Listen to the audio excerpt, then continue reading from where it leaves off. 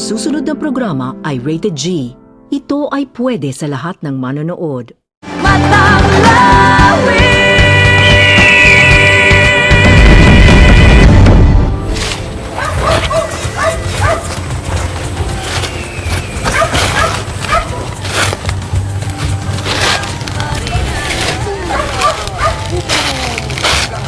Oh, there you are!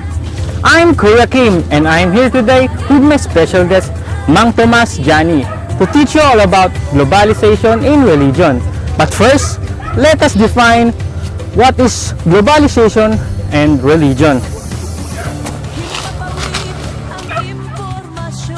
Well, globalization refers to the increasing interdependence of the world's economies, cultures, and populations as a result of cross-border trade in goods and services, technology, and flows of investment, people, and information.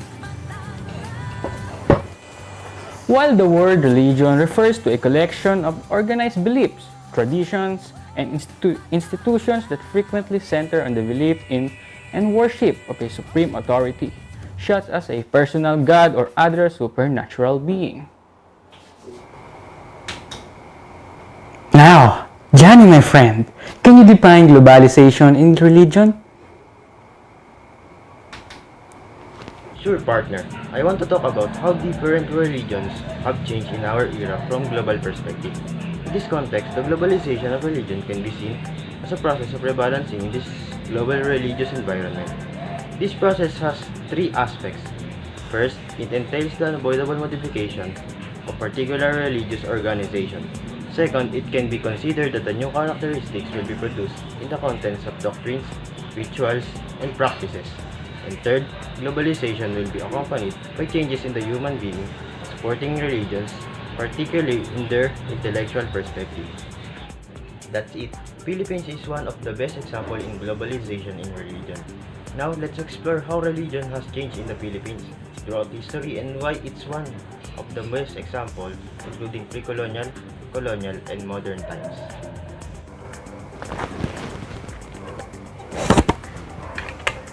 Now, let's begin with the pre-colonial period that kaibigang June Arvin will explain. Religion has frequently played a significant role in establishing the identity of the people of the Philippines. Animism was the main religious system in the Philippine archipelago before to the introduction of other religions from the West such as Christianity and Islam.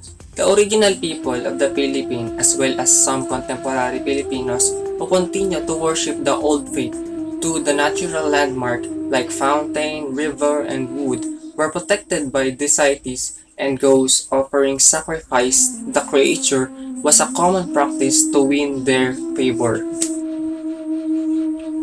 Priests and shamans who were thought to have influence over the supernatural world were present in every town and village. Native animism was mostly superseded by foreign religions, although many aspects of the old religion were incorporated into the new. Thanks, Arvin. Now, let's go to the colonial period that kaibigang Mark Ivan will discuss.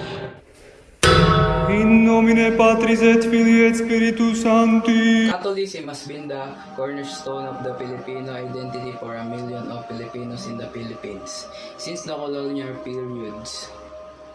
Catholicism spread rapidly during the early years of Spanish colonialism, in part because we were no other centralized religious institution other than Islam in the south to challenge it because of its close ties to Filipino identity. The Catholic Church has been the heart of nationalism, social justice, and other movements, while also being associated with the power, elitism, and explosion at various points in history. Catholicism and the Spanish government were interconnected, and the religious played a dominant role in the Philippines. Administration, religious orders such as the Augustinians, Dominicans, and Recollects were deeply involved in the Filipino explosion. They were also responsible for their tenants' religious education and spiritual being. Someone priors advocated for the interact of their parish against explosion by their orders and secular leaders, the Catholic orders, and their priors were the wealthiest and the most political power element of the Filipino society by the late Spanish colonial period. Spanish friar representative the Spanish government and the foreign Catholic Church, hegemonic power, while native friars push for greater authority in the Filipino parish. Thank you very much, Ivan. We'll return after a short commercial break to move on to modern times.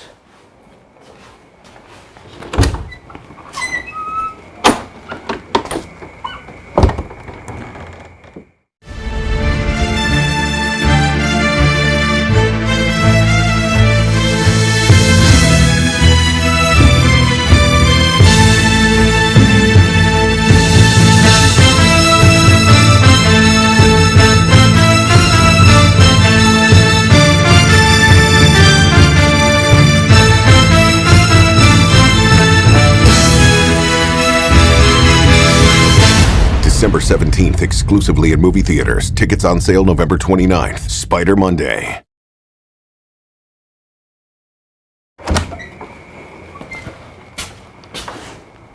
And now, we're back. Let's jump into modern times that kaibigang Neil George will explain. The Philippines is the only country in Asia in which Christianity is the national religion. This is probably the result of the Spanish Catholic reign in the Philippines for more than 300 years. Religion still plays a central role in the lives of most Filipino Americans. An estimated 92.5% of Filipinos are Christians. The major Christian denominations are Roman Catholic, Iglesia ni Cristo. Other than that, there's also Mormons or missionaries. Our missionaries first arrived in the Philippines in 1927, and through partnership with the Filipino pastors and church leaders, more than 1,500 churches have been started over the last 8 decades. In that time, Filipino believers have also organized their own local and national organization, established many Christian schools, and started their own mission board, the Philippine Association of Baptist Forward Evangelism. Also there is an Islam and other religions. Approximately 5% of the population is Muslim, mostly in southern Philippines, especially on Mindanao Island. 1.8% of the population subscribes to other independent religions, while 0.7% does not practice or belong to any religious affiliation. Kaibigang Josh won't lose, since Neil George explained so well. Now, Josh, please elaborate on how technology affects the globalization in religion. How technology influenced globalization in religion. In the new millennium, scientific discoveries and their application in technology will occur at a rate unprecedented in human history, and their influence will be global. The technologies that human created throughout history had a variety of influencing factors, including social sites like Facebook, through technology gadget that is used frequently during this time to spread the word of God. The surrounding environment and the availability of natural resources, the ambition and drive for economic growth and prosperity, and even chance and coincidence are just three of main reasons why humans create and innovate. Another component that has had an important effect on human technologies is religion. Religion has played a major role in influencing cultures and shaping social behavior and governmental policies around the globe throughout television. Even though humans created religion, the broad range of belief and practices that religion encompasses allows religion to be characterized as almost natural part of life. Religion has led societies to develop beliefs and ideas about the environment and sustainability. find new form of communication, and create instrument and perception of violence and interhuman conflict.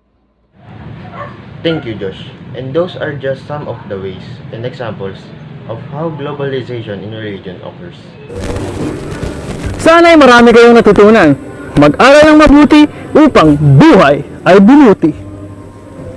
Ako, si Mang Johnny, tandaan, ang buhay ay weather lang. Muli, ako si Kuya Kim. Maging mapanuri, mapagmatsyag, at mapangahas. Matanglawin!